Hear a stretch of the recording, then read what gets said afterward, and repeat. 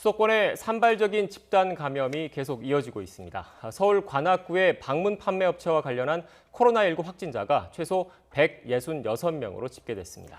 어르신들이 주로 이용하는 보호시설과 요양시설 등을 통한 감염도 확산하고 있습니다. 현장에 나가 있는 취재기자 연결합니다. 엄윤주 기자.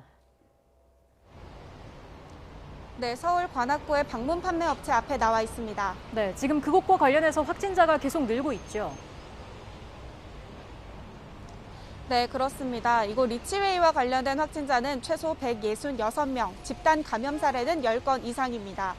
오늘 오전 서울 사당동에 사는 60대 남성이 코로나19 양성 반응이 나왔는데요. 이 남성은 리치웨이 접촉자로 지난 3일부터 자가격리에 들어갔습니다. 지난 4일 진행된 1차 검사에서는 음성 판정을 받았는데 자가격리 해제 전 2차 검사를 받고 오늘 최종 양성 판정을 받았습니다. 어제 성남시 상대원동에 사는 20대 교회 신도도 추가 확진됐는데요. 먼저 감염된 확진자와 지난 6일 함께 예배에 참석한 것으로 파악됐습니다. 방역당국은 리치웨이에서 NBS 파트너스를 거쳐 하나님의 교회 순으로 연쇄 감염이 일어난 것으로 보고 있습니다. 따라서 지금까지 하나님의 교회에서는 확진자가 1명 추가 확진돼 모두 9명으로 늘었습니다. 확진자가 잇따른 하나님의 교회는 오는 23일까지 잠정 폐쇄됐습니다. 리치웨이 확진자의 동선이 연결고리가 되면서 산발적인 지역사회 감염이 잇따르고 있는데요. 강남구의 부동산 업체 명성하우징에서도 30명이 감염되는 등 관련 확진자가 속출하고 있습니다.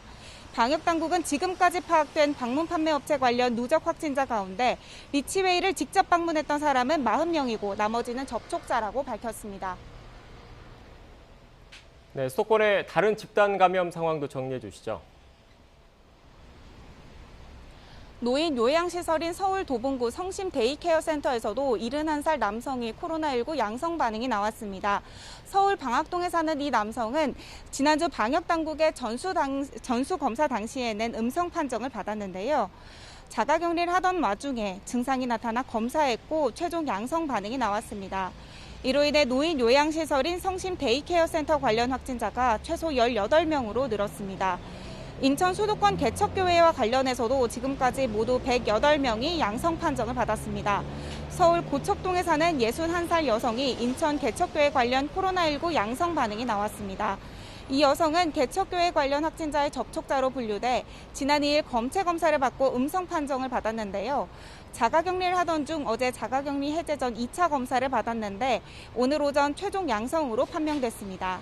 방역당국은 수도권의 산발적인 집단 감염이 꼬리를 물고 계속되고 있고 특히 어르신들이 주로 이용하는 주간 보호시설, 요양시설 등을 통해 감염이 확산하고 있다는 점이 더욱 우려스럽다며 각 개인과 사업장의 방역 조치에 더욱 적극적으로 협조해 줄 것을 당부했습니다.